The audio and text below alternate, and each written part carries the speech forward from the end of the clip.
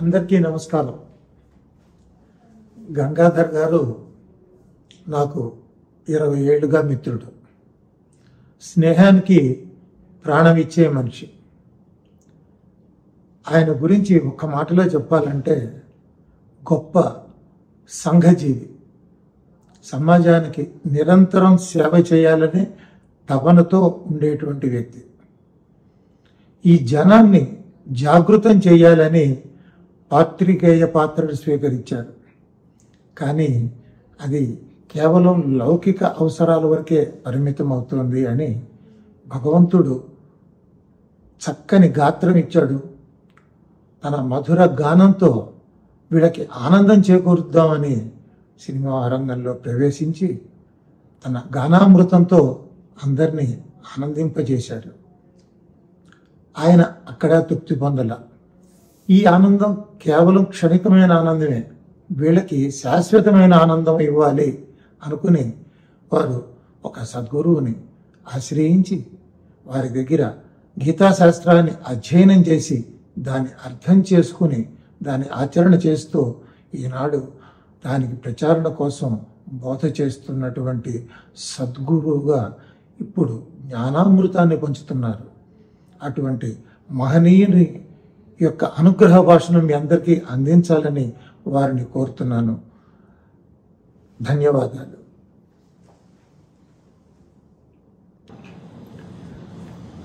వసుదేవసుతం దేవం కంసచాణూరమర్దనం దేవకీ పరమానందం కృష్ణం వందే జగద్గురుం. జై శ్రీకృష్ణ. జై శ్రీకృష్ణ.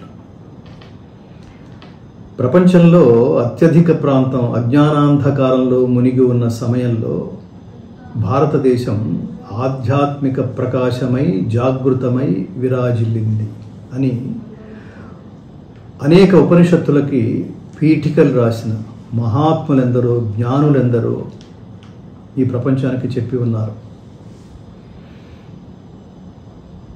వేదాలు పరమాత్ముని ముఖపద్మం నుండి జ్ఞాన సందేశంగా ప్రపంచానికి అందించబడితే అవి జనసామాన్యానికి చాలా దూరంగా ఉన్నాయనే భావన ఉంది. వేదాంతాలుగా ప్రసిద్ధి చెందిన ఉపనిషత్తులు కూడా జనసామాన్యానికి దగ్గరగా లేవనే భావన ఉంది. ఈ రెండిటి సారాంశంగా ఒక సందర్భంలో శ్రీకృష్ణ పరమాత్మ, జగద్గురువైన శ్రీకృష్ణ పరమాత్మ అర్జునుడనే విద్యార్థిని నిమిత్తంగా చేసుకుని ప్రపంచ మానవాళిని సన్మార్గంలో నడిపించడం కోసం చేసిన జ్ఞానబోధ, కర్తవ్యబోధే భగవద్గీత. భగవద్గీత ఇతర గ్రంథాలలాగా మానవుల చేత రచించబడింది కాదు. సాక్షాత్తు పరమాత్మని ముఖపద్మ నుండి వెలువడిన మహోత్కృష్టమైన దివ్య సందేశం ప్రతి మానవుడు ఆచరించవలసింది, ఆచరించతగింది భగవద్గీత. భగవద్గీత లోతులకు వెళితే మనకు అర్థమయ్యేది భగవద్గీత కేవలం హైందవ జాతి సముద్ధరణ కోసం బోధించబడింది కాదు మిత్రులారా. భగవద్గీత యావత్ మానవ జాతి సముద్ధరణ కోసం పరమాత్ముడు మనందరికీ అందించింది. అయితే దీన్ని జనసామాన్యానికి మరింత చేరువలోకి తీసుకువెళ్ళడం కోసం నాకు గురుతుల్యులైన మహాత్ములు సామాన్యులకు అందుబాటులో ఉండే శైలిలో, సరళిలో భగవద్గీత మనిషిని మనీషి చేస్తుందా, గీత మనిషిని మనీషిగా చేస్తుందా అనే గ్రంథాన్ని రచించి సామాన్యులకి, ఇటు విద్యార్థుల నుంచి అటు రిటైర్మెంట్ దశలో ఉన్న వాళ్ళ వరకు, అంటే పండితుల నుంచి పామరుల వరకు అర్థమయ్యే సులభ శైలిలో అందించేందుకు చేసిన ప్రయత్నం మహాద్భుతం, విశేషమైన ప్రయత్నం. ఈ ప్రయత్నం చేసిన మహాత్ములు వేదమాతరం పత్రిక సంపాదకులు బ్రహ్మశ్రీ శ్రీమాన్ విశ్వనాథ శోభనాద్రి అనే మహాత్ములు. వారి కార్యాచరణకు పూనుకోవడం, సిద్ధులవ్వడం నాకు చాలా ఆనందం కలిగించింది. వర్తమాన సమాజంలో ఇవాళ ప్రతి మనిషికి చేరవలసింది భగవద్గీత. భగవద్గీత అంటే మతం కాదు, జ్ఞానం. భగవద్గీత అంటే మతం కాదు, ధర్మం. భగవద్గీత అంటే సర్వ మానవాళికి ఆశాదీపం, సాధకులకు కల్పవృక్షం. భగవద్గీత నేర్చుకుంటే, గీత నేర్చుకుంటే రాత మార్చుకున్నట్టే. భగవద్గీత జీవన గీత, మరణ గీత కాదు, కారాదు. భగవద్గీతని సర్వమానవులకి ఒక కర్తవ్యాచరణ గ్రంథంగా, ప్రతినిత్యం పఠించవలసిన గ్రంథంగా, భగవద్గీతకి ప్రత్యేకంగా నాలుగు మెట్ల లాంటి ఉపదేశాలు ప్రతి ఒక్కళ్ళు చేస్తుంటారు. మొదటి ఉపదేశం భగవద్గీతని మొదటి దశలో భగవద్గీతని చదవటం, రెండవ దశలో భగవద్గీతని అర్థం చేసుకోవటం, మూడవ దశలో భగవద్గీతని ఆచరణ పేరుతో సాధన చేయటం, నాలుగవ దశ భగవద్గీతని ప్రచారం చేయటం. ఇన్ని దశలు పూర్తి చేసుకుని వాళ్ళ భగవద్గీతని ప్రచారం చేయడం ద్వారా గీత మనిషిని మనీషిగా చేస్తుందా అనే సందేహం ప్రతి వాళ్ళకి వచ్చేది. ఈ సందేహ నివృత్తి కోసం కర్మ, భక్తి, జ్ఞాన మార్గాలలో సులభ శైలిలో మనందరినీ నడిపించడం కోసం ఆ మహాత్ములు చేసిన ఈ విశేషమైన కృషికి నేను చూసిన వాడిగా, దాన్ని పఠించిన వాడిగా, దాన్ని అర్థం చేసుకున్నవాడిగా, ఆయన జన్మ తరించడమే కాకుండా చదివే లేదా ఇప్పుడు ఆడియో బుక్ రూపంలో, ఆడియో పుస్తక రూపంలో ఇవాళ మన ముందుకి వచ్చిన నేపథ్యంలో ఆ మహాత్ముల పాదాలకి సాష్టాంగ నమస్కారం చేస్తూ జాతిని ఉద్ధరించడానికి ఆయన చేసిన ఈ మహోత్కృష్టమైన ప్రయత్నం ప్రతి ప్రతి ప్రతి మనిషికి చేరాలని, వాళ్ళ హృదయాల్లో పరమలక్ష్యం ఏర్పరిచేట్టుగా మనకి స్ఫూర్తిని అందించాలని, అందుకు ఆ పరమాత్మ అనుగ్రహం మనందరికీ సంపూర్ణంగా లభించాలని హృదయపూర్వకంగా కోరుకుంటూ, కర్మని భక్తి శ్రద్ధలతో ఆచరిస్తే మనకి లభించేది జ్ఞానమే అని పరమాత్మ చెప్పినట్టు ఆ జ్ఞాన మార్గంలో మీరందరూ కూడా భగవద్గీత జ్ఞాన మార్గంలో మనందరం నడిచి స్వార్థం లేని ఉత్తమ సమాజ నిర్మాణం కోసం మనందరం పాటుపడే విధంగా మనకి ఈ ఆడియో బుక్ స్ఫూర్తినివ్వగలదని విశ్వసిస్తూ, అందుకు పరమాత్మ అనుగ్రహం మన మీద సంపూర్ణంగా ఉండాలని ప్రార్థిస్తూ కోరుకుంటూ, జై శ్రీకృష్ణ. సర్వే జనా సుఖినో భవంతు.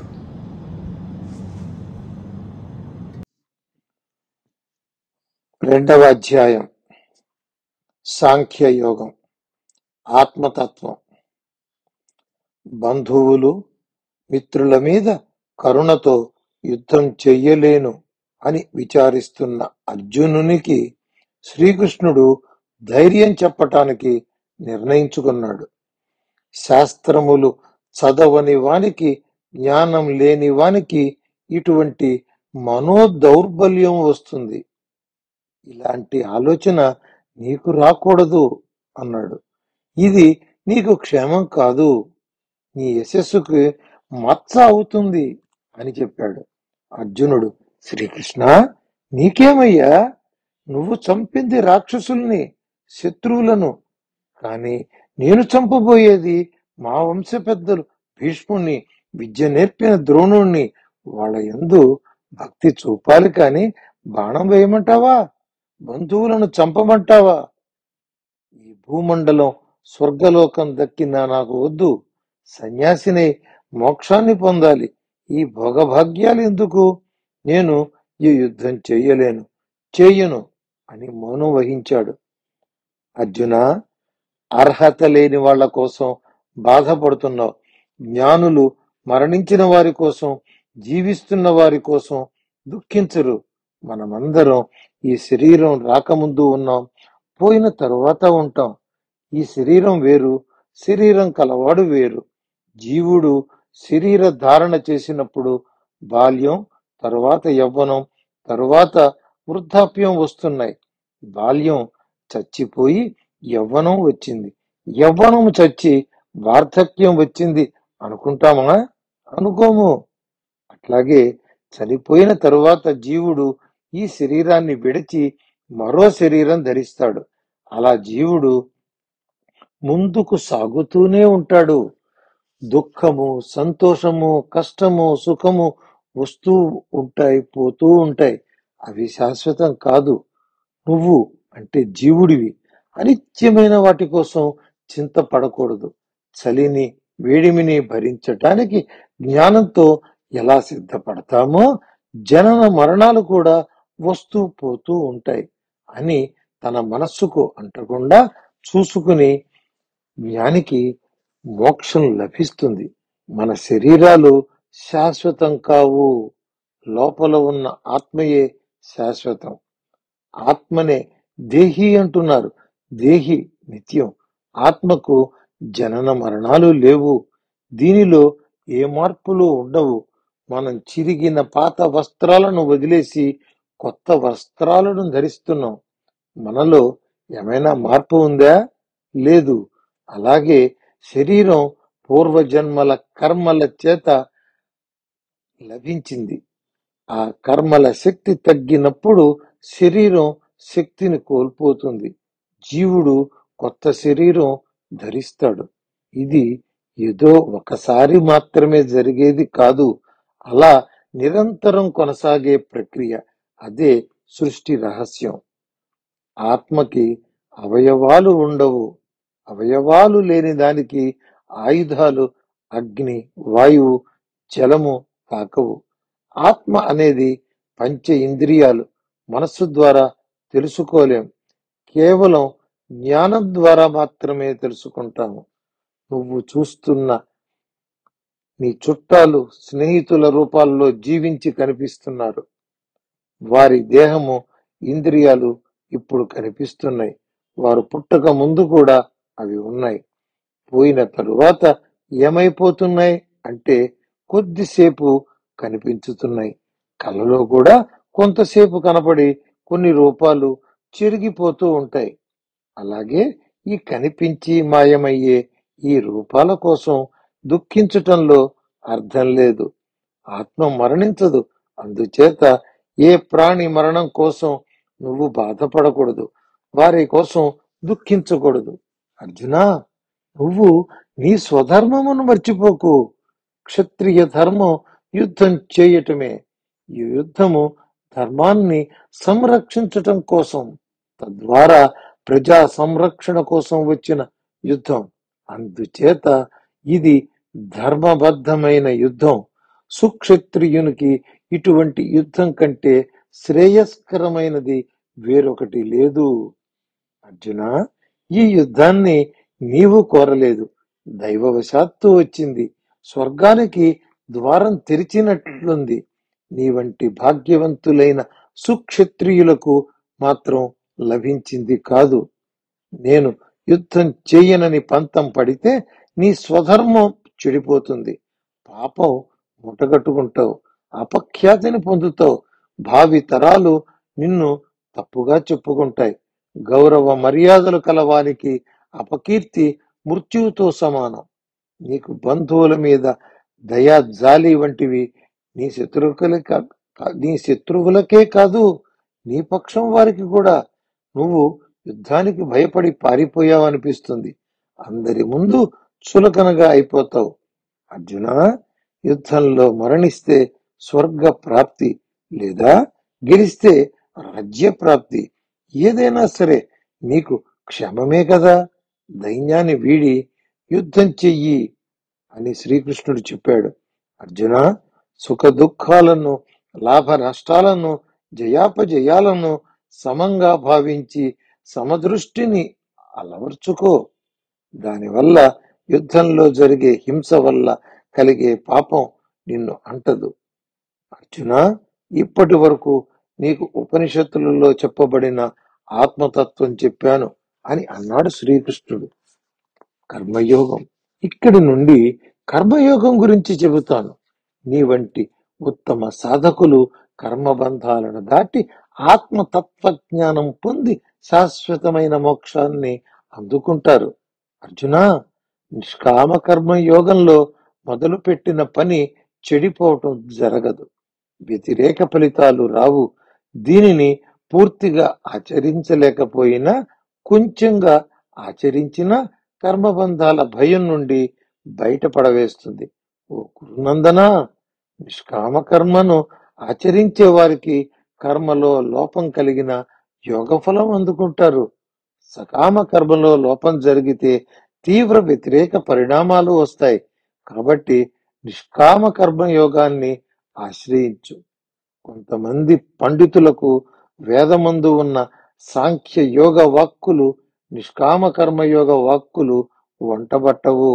దానివల్ల వారు ఈశ్వరుని యందు నిశ్చలమైన శ్రద్ధ ఉండేవారు చెప్పే సకామ కర్మల వాక్యాలు మాత్రమే పట్టుకుని ఉంటారు. వారు వివేకరహితులు. ఈ రకం పండితులకి ఇహలోకంలో వాంఛలు అధికంగా ఉంటాయి. వారికి స్వర్గలోకంలో స్థానం సంపాదించటమే లక్ష్యం. అర్జున, నీకు శ్రేయస్సు కావాలంటున్నావు. ఈశ్వరుని యందు శ్రద్ధతో కూడిన వివేకమైన బుద్ధి అవసరం. వేదాలలో చెప్పబడే కర్మ విభాగాలు సంసార బంధాలు అధికం చేస్తాయి. శ్రేయస్సు నీయజాలవు. త్రిగుణముల వల్ల పుట్టే కోరికలను వదిలివేయి. ఇంట్లో బిందెలోని నీరు, తొట్టిలోని నీరు, చెరువులోని నీరు అందించే ఫలితాలన్నీ అందిస్తూనే వ్యవసాయానికి నీరు కూడా అందించగల ఫలితాన్ని ఇస్తుంది. అలాగే వేదంలో చెప్పబడే కర్మ ఫలాలన్నీ ఇస్తూనే బ్రహ్మజ్ఞానం, బ్రహ్మానందాన్ని ఇస్తుంది. ఓ అర్జున, నీకు జ్ఞాన మార్గంలోకి ప్రవేశించే అర్హత లేదు. కర్మ మార్గంలోనే నడవవలసి ఉన్నది. కానీ శ్రేయస్సు కోరుకుంటున్నావు కాబట్టి కర్మాచరణ చేయనప్పుడు కొన్ని జాగ్రత్తలు తీసుకోవాలి. ఒకటి, కర్మ ఫలితాల మీద వాంఛ ఉండకూడదు. 2, ఫలితాల మీద ఆసక్తి పెంచుకుంటూ పోతే పాపపుణ్యాలకు ద్వారం తెరుచుకుంటుంది.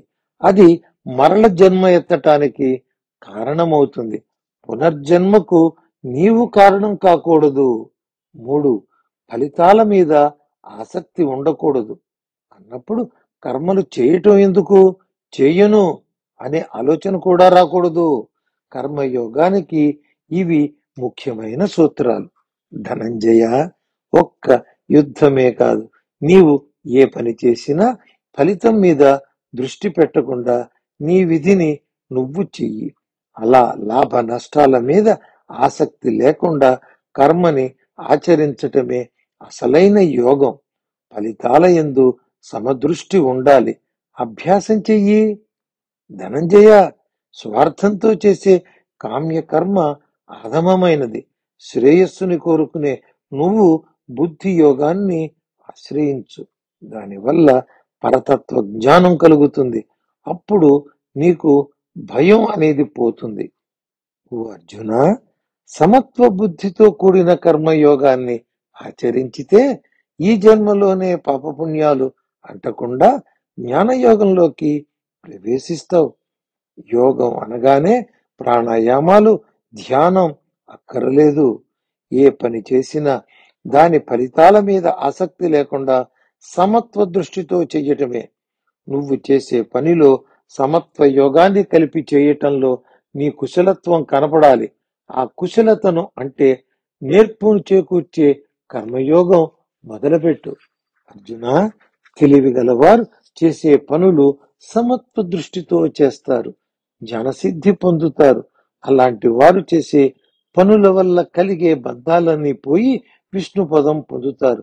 అదే మోక్షం అని శ్రీకృష్ణుడు పలికాడు. నిర్వికల్ప సమాధి. అర్జున, ఎప్పుడు నీ మనస్సు అవివేకం అనే కల్మషాన్ని దాటివేస్తుందో అప్పుడు కొత్తగా వినవలసిన దాని యందు, పూర్వం విన్నదాని యందు వైరాగ్యం కలుగుతుంది.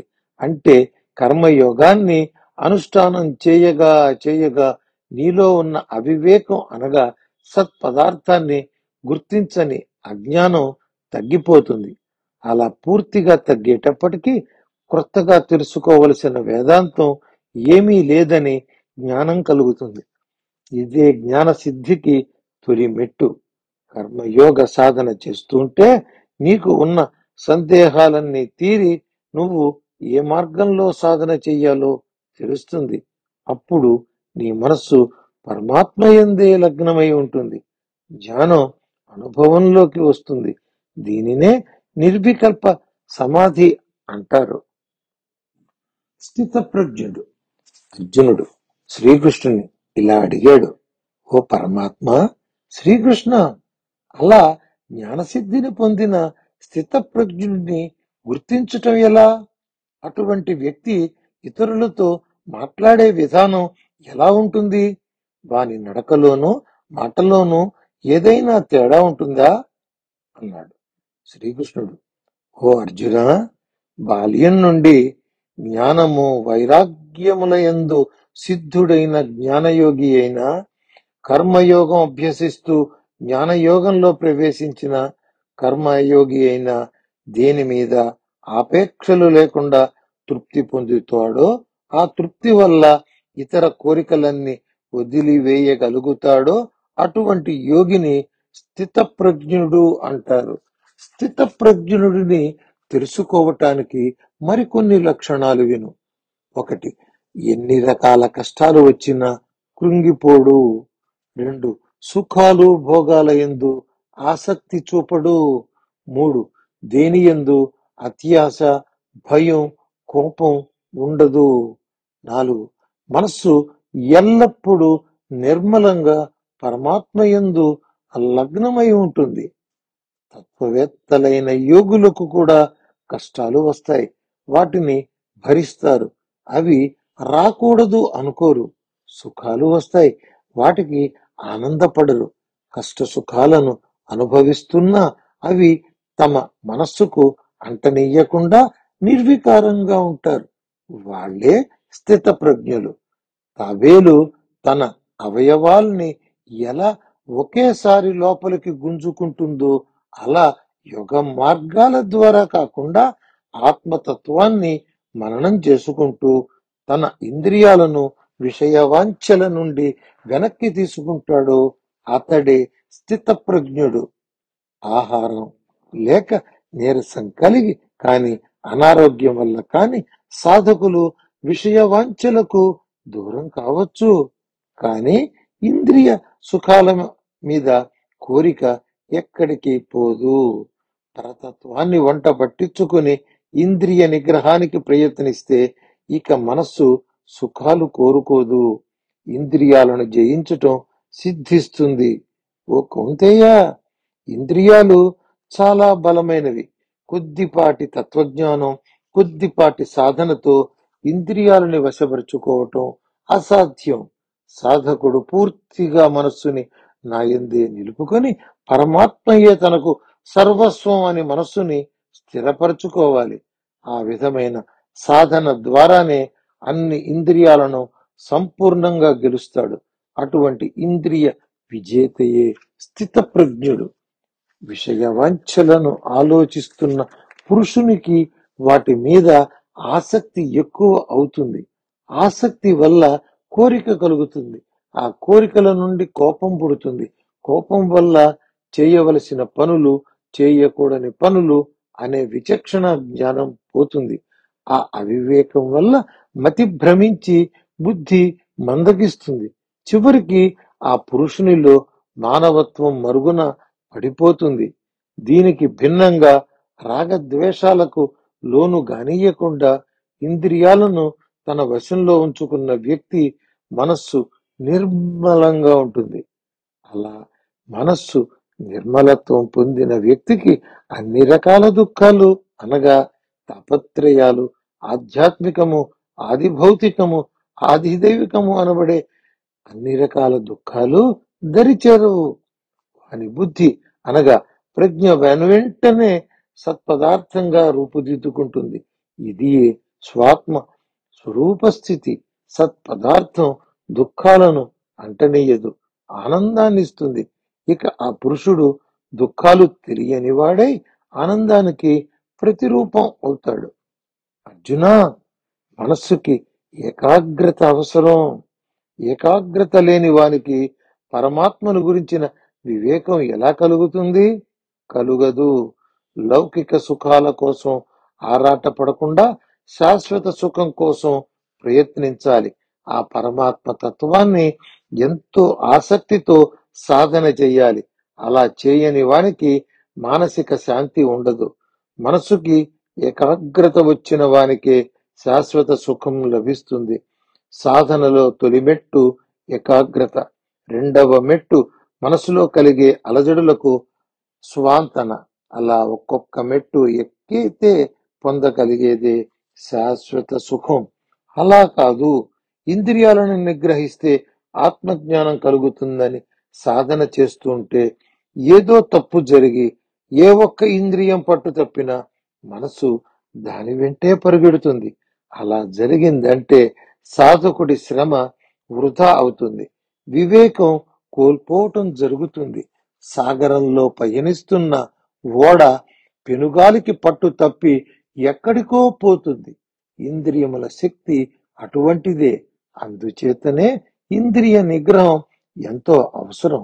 అర్జున, ఇంద్రియాలు ఇష్టం వచ్చినట్లు ప్రవర్తిస్తే రాగల ప్రమాదం పూర్వమే చెప్పాను. తత్వ సాధకుడు ప్రతి ఇంద్రియాన్ని అన్ని విధాలా నిగ్రహించుకుని ఇంద్రియాలు విషయ వాంఛలపై పరుగులు పెట్టకుండా నియంత్రించుకోగలిగిన వారిని స్థితప్రజ్ఞుడు అంటారు. అర్జున, జ్ఞానయోగం సిద్ధించిన వానికి పరమార్థతత్వం పట్టపగలు వెలుతురులో కనిపించే వస్తువులాగా కనపడుతూ ఉంటుంది. కానీ ఆ పరమార్థతత్వమే సాధన చెయ్యని సామాన్య జనులకు చిమ్మ చీకటిలో ఉన్న వస్తువు కూడా కనపడదు. సామాన్య మానవులకి రాగద్వేషమయమైన అజ్ఞానం చక్కగా కనపడుతూ ఉంటుంది. అదే ఉత్తమ సాధకుడికి అజ్ఞాన విషయం చీకటిలో వస్తువులాగా కంటికి కనిపించదు. సిద్ధుడికి సామాన్యుడికి మధ్య ఇంత తేడా ఉంది. పరమాత్మ దర్శనం అందుకున్న సాధకునికి ఏ కర్మలు వ్యవహారాలు అక్కరలేదు. నదులు వచ్చి సాగరంలో కలిసి తమ ఉనికిని పోగొట్టుకుంటాయి. వానలు కురిసి నదులు వచ్చి కలిసిన సాగరంలో నీటి హెచ్చు తగ్గులు ఉండవు. అలాగే స్థితప్రజ్ఞుని ఎటువంటి ప్రలోభాలు చుట్టుముట్టినా అవి వానిలో ఐక్యమవుతాయి తప్ప వారి మనస్సుని తాకలేవు. అటువంటి ముని ఒక్కడే మోక్షాన్ని పొందుతాడు. ఎదురుగా కనపడే ఆకర్షణలకు లోబడి అవి పొందాలని కోరుకునే సాధకుడు ఏ విధమైన యోగ ప్రక్రియలు చేసినా గమ్యం చేరుకోలేడు. మోక్షం. అర్జున, అన్ని రకముల కోరికలు ఉడికిపోయిన స్థితి పేరే శాంతి. దానినే మోక్షం అని, నిర్వాణం అని, బ్రహ్మమయత్వం అని పేర్లు. మోక్షం పొందాలంటే ఒకటి, తనలో అంతర్లీనంగా దాగి ఉన్న గుప్తమైన వాంఛలను తొలగించుకోవాలి. 2, నిత్యం తనకు కావలసిన ఆహారం కోసం కూడా వెదుకులాట ఉండకూడదు. 3, తన దేహం మీద కోరికను, ఇది నాది అనే భ్రాంతిని వదిలిపెట్టాలి. దేహమే నేను అన్న భావం కూడా అస్సలు కలగకూడదు. దీని మీద మమకారం ఉంచుకోకూడదు. 4, సర్వసంగ పరిత్యాగిగా ఉన్న తన స్థితి చేరుకోలేని వాళ్ళని అజ్ఞానులు అని, తాను ఒక్కడే జ్ఞానవంతుడని అహంకారం ఉండకూడదు. అనేక రకాల అహంకారాలు సాధకుని మది తులుస్తూ ఉంటాయి. వాటిని సమూలంగా విడిచిపెట్టాలి. అలా వదిలిపెట్టినప్పుడు పరబ్రహ్మతో అంటే సత్పదార్థంతో ఏకత్వాన్ని అందుకోగలుగుతాడు. ఈ ఏకత్వమే మోక్షం అని తెలుసుకోవాలి. అర్జున, ఈ స్థితప్రజ్ఞ స్థితియే బ్రహ్మమయ స్థితి, అనగా పరబ్రహ్మగా నిలిచిపోవటం. ఈ స్థితి పొందిన తరువాత మరల అజ్ఞానంలోకి వెళ్ళటం జరుగదు. ఈ స్థితి ముసలితనంలో పొందినా లేక మరణమునకు దగ్గరయ్యే స్థితిలో పొందినా పరమానందం పొందటం ఖాయం. చిన్ననాటి నుండే ఇటువంటి స్థితి పొందగలిగిన వారిని బ్రహ్మానంద స్థితి గురించి చెప్పేదేముంది అని పలికాడు శ్రీకృష్ణుడు. అందరికీ నమస్కారం. ఈ వీడియో మీకు నచ్చినట్టయితే, ఇలాంటి మరిన్ని వీడియోలు చూడాలనుకుంటే మన ఛానల్ని లైక్ చేయండి, సబ్స్క్రైబ్ చేయండి. ధన్యవాదాలు.